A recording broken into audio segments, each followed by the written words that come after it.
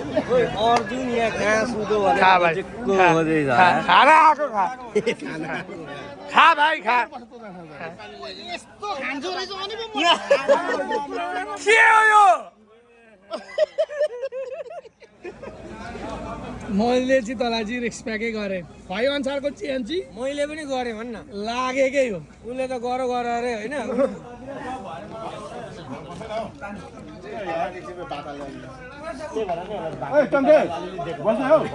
दाइ मिठो छ यस्तो मिठो छ भाइ मिठो छ नि यो भन्दा पनि नमिठो त अब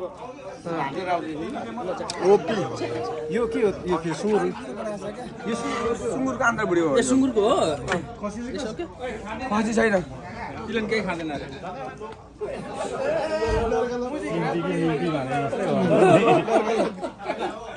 अमरका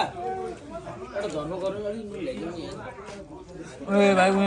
काका मिठो छ नि मान्छेले भात खाए नि आज यत्रो दिनसम्म के त्यो दिनसँग खान्छु म त अनि यत्रो भात खाए अनुसारको त ज्यानै होइन त के भएको अनि जिम चाहिँ के खान जानु मलाई ज्यान बढाउन जानु यत्रो खाएको अनुसार त 4 घन्टा जिम 10 घन्टा काम 3 घन्टा सुताइ That's it. त्यो हो नि त तिमीले डाइटिङ बारे खाने हो जिम गर्ने घटाउने हो क्या खाए पनि खाँदाखेरि यति खाए पनि बाथरुम 1.5 घन्टा बसेको बिस्तारै निकाल्नु पर्यो नि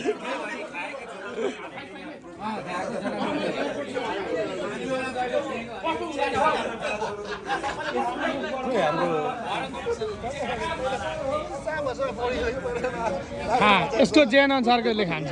सँगै तेरो छ यहाँ सबैभन्दा सुनिलले त एटलिस्ट ट्रक कुदाउँदैछ तैँले केही गरेको छैनस् बसी खान्छस् जे छ सेक्टर 1 को भुटाङे हामी आउँदाखेरि त कस्तो थियो भने हाम्रो वरिपरि 2-4 घरहरू नेपाली बोल्न जान्दैन थियो मगरले मगरै मात्रै बोल्थ्यो तामाङले तामाङै मात्रै बोल्थ्यो पानीमा यति गाह्रो हुन्थ्यो बिस्तारै बिस्तारै हामी एउटा त्यहाँ कम्युनिटी भयौँ साथी भयौँ सर्कल भयौँ होइन सबैले एक आपसमा यहाँ कसैले कसैलाई परिचय दिनुपर्ने आवश्यक छैन यस्तो सानसानो भाइहरूलाई चाहिँ अलिकति चिन्न गाह्रो भयो सुरुमा होइन other than that I would like to say म चाहिँ पर्सनली पनि नर्थ डाकोटाबाट आउनेलाई चाहिँ let's give a big shout out बुझ्नु भौतिक क्यानाडाको अहिले पछाडि आउँछ किनभने अर्जुन र किन क्यानाडाको झिझुलो आउँछ भने अर्जुन चाहिँ फर्स्ट टाइम होइन क्या अर्जुन चाहिँ हाम्रो क्याम्प लेभलमा अलरेडी खेलेर हामीले विनिङ पनि गरिसकेको टिममा ब्याक टु ब्याक अर्जुनलाई त्यस्तो क्यानाडा जस्तो लाग्छ कसैलाई लाग्दैन अर्जुन सामान्य आइरहन्छ तर आज अमर राजकुमार विशु र बुटबल जुन तरिकाले माथिबाट साथीहरूले यत्रो टाइम दिएर आएको छ होइन अनि मैले अघि भनेको अर्को कुरा चाहिँ कहिलेकाहीँ सिरियस हुनुपर्छ यो लाइभ पनि भइरहेछ यो चाहिँ हुन्छ कुनै कुरामा क्यामेरा नचलाउँदा पनि हुन्छ हामी त्यसलाई लिएर रमाइलो गर्छौँ अर्को कुरा हाम्रो हुन्छ नि साथीभाइमा गफ गर्दै जाँदा पुरानो कुराहरू हुन्छ के हुन्छ कसो हुन्छ त्यो सक्यो हाम्रो यहाँ के हुन्छ भने यो 3 दिनको रमाइलो छ यो रमाइलोलाई कसरी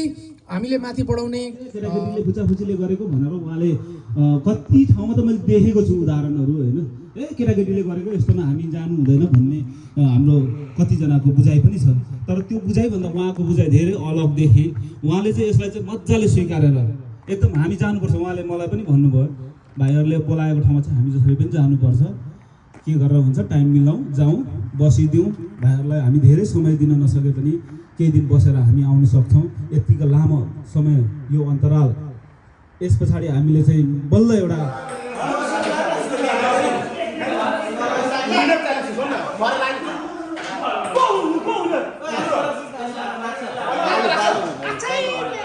ओके हेलो गाइस अब यो चाहिँ नेक्स्ट डे हो सटरडे क्याम्पिङको यहाँनिर चाहिँ के हुँदैछ भने अब हिजो बिहानसम्म केटाहरू सुतो भन्दा पनि सुतेन केटाहरू रक्सी खाँदै भएको छ रक्सी खाँदै बसेपछि त बिहान 6 बजी मात्र सुतेको यहाँनिर चाहिँ सबै केटाहरू कुनै मुनि कुनै माथि सुतिरहेको छ अब यहाँको रमाइलो छेड चाहिँ के छ भने यहाँको रमाइलो छेड चाहिँ यो सोफा छ क्या लिभिङ रुम डाइनिङ रुम एकदम मजाले छ यहाँ अब केटाहरूको सुताइ त्यही हो गरिरहेको छ हाम्रो भाइ यहाँ मजाले दिइरहेको छ सुतिरहेको छ बिचरा भाइको बिजोग छ सुभाष र यो पनि सुतिरहेको छ केटाहरू नउठ्ने रहेछ आज अब यो दैलो चाहिँ बन्द गरिदिउँ भालु आउँछ होला फेरि केटाहरूलाई भालुले खायो भने सकियो यहाँ फेरि जङ्गल यत्रो छ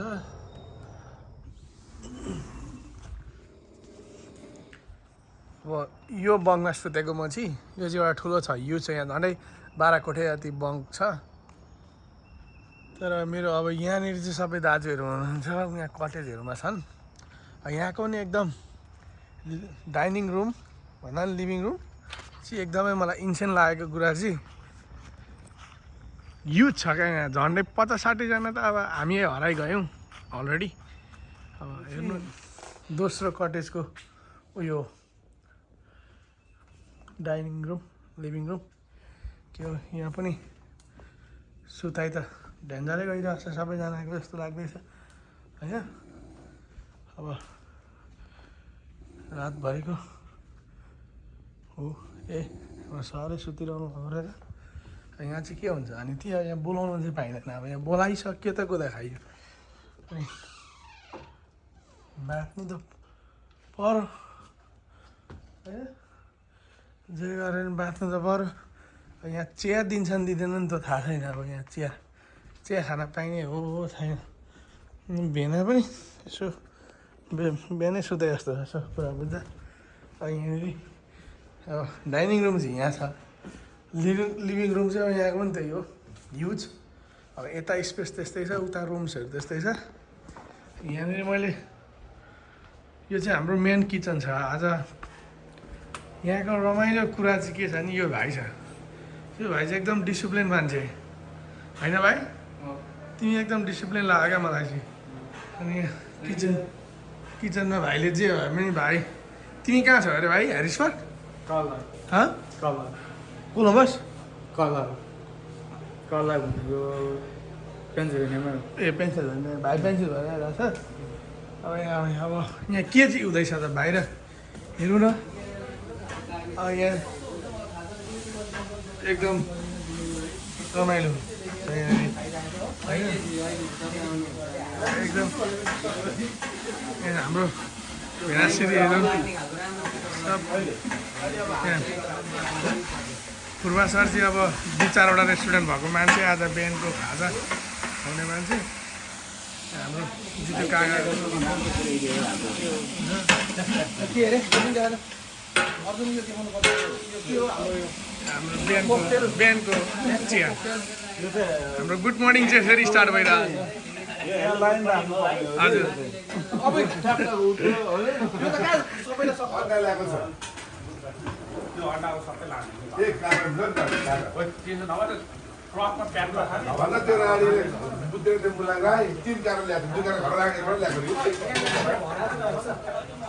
हाम्रो केटाहरूले पानी झरियो नि छोड्दैन हो अब के गर्नु यस्तै छ यसो गाइस यहाँ डोनहरू निक्लिँदैछ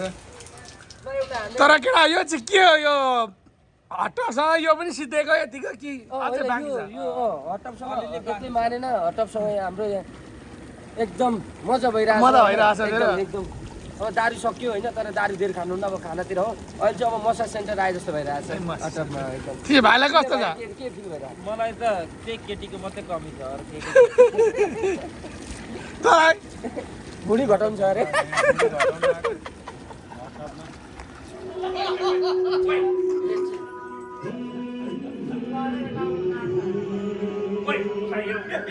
भाडामै पकाउनु पर्छ होला भनेर सब्जी ल्याउनु बिर्सेको होइन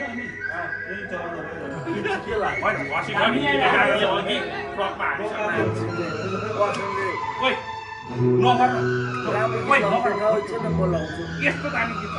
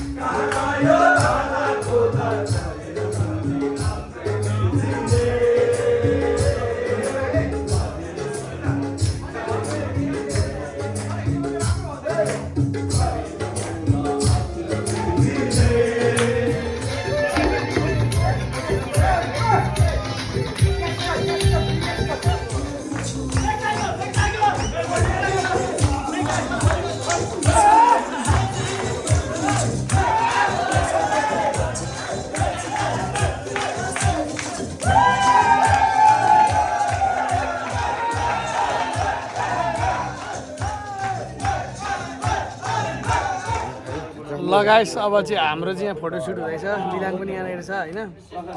सबै केटाहरू यहाँनिर फोटोसुट गर्दैछ अब त्यही हो